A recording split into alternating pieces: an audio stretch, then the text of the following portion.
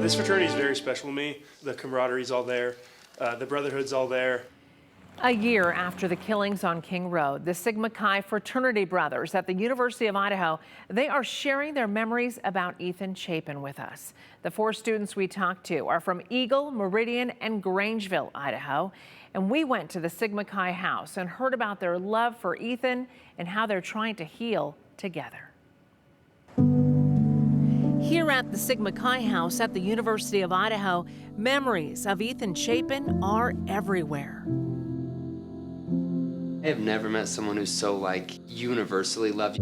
Everyone liked him. He was just the happiest person to be around. Everyone wanted to be around him. Losing Ethan in such a tragic way has impacted each of these students. The feelings and the emotions are still fresh. Right after that happened, I mean, it was a madhouse up in Moscow. There's news people everywhere, and I don't know, it was just no one knew what was going on, really, because stuff like that doesn't really happen in a town like this. But I think as a house, we all banded together. It was hard because a lot of people went home. I felt way better when I was up here with my brothers rather than being at home. I needed to be around these guys, talking about what I was feeling, talking about E. Maybe we want to talk about memories with E. All of us knew that no one was going to look down on them for sharing their emotions or, anything like that. How we handled that as a fraternity, it wasn't one person handling the situation. We handled it as a brotherhood, and I think that really helped us get through. They each shared happy memories of Ethan. It's the coolest guy you'll ever meet. That's about it right there. He was a really big, funny, happy guy. When someone would walk in the room, not just me, anybody, he would welcome you into the room. He was always very kind in everything that he did. He always would call me Gussie Gus in his little raspy voice. Emotionally, always there for people. One of my favorite memories with him was my apartment flooded one night after a big party because there was all sorts of plumbing problems with it. It's an old house. Went over to Xana's and I was hanging out with the 2 of them, and we just talked for hours and hours.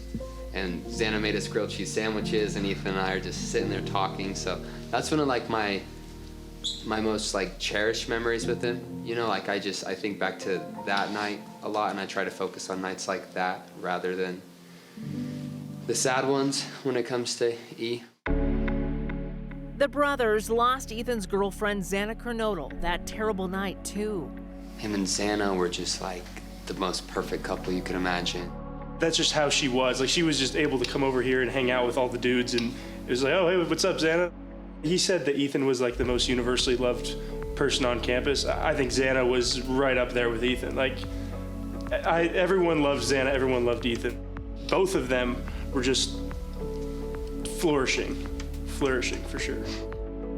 Hunter Chapin, Ethan's brother, is also a member of this house. It was kind of tough because it was a subject that he didn't want to talk about for a while. Just kind of letting him know that we are there if he ever does want to talk. Just kind of knowing that that's open for him if he ever does need a release to let his emotions out to us. When we were there, the first Sigma Chi Ethan Chapin Memorial Scholarship was awarded to Hunter. The Chapin family was there, his mom, his dad, his sister Maisie. And there was a standing ovation. I think it obviously means a lot going to Hunter.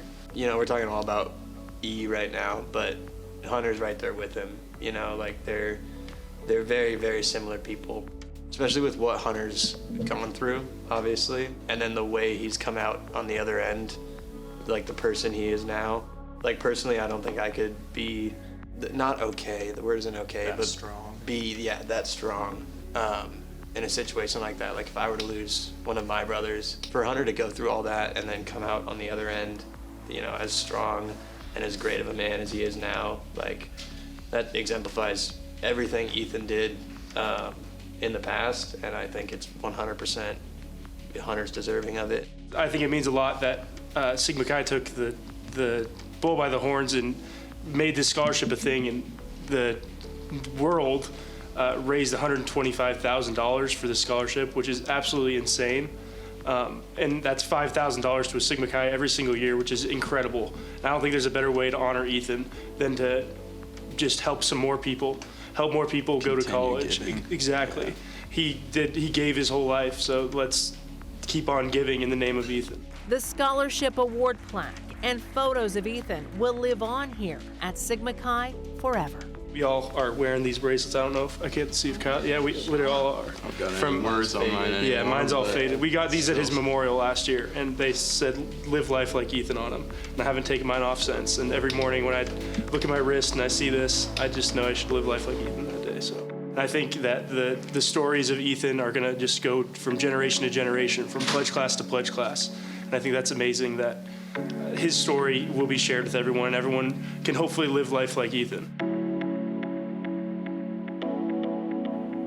And you know, I want to thank those fraternity brothers for being brave enough to sit down and talk with us. They said they were ready to speak about Ethan, and they did it so eloquently, didn't they? They were really incredible to hear from them and all of these families that Yes. reached out to you when they thought it was time to spread more attention to these four incredible people. Yes, we want the lost. focus to be on these four students. And we talked to the University of Idaho this week about healing for the students and staff. We talked to the Gonzalez family in Rathdrum about Kaylee and Maddie. And of course, we talked to the Chapin family. To watch all of these stories and to see extended interviews and more content on the 1-year mark of what happened in Moscow, go to ktvb.com.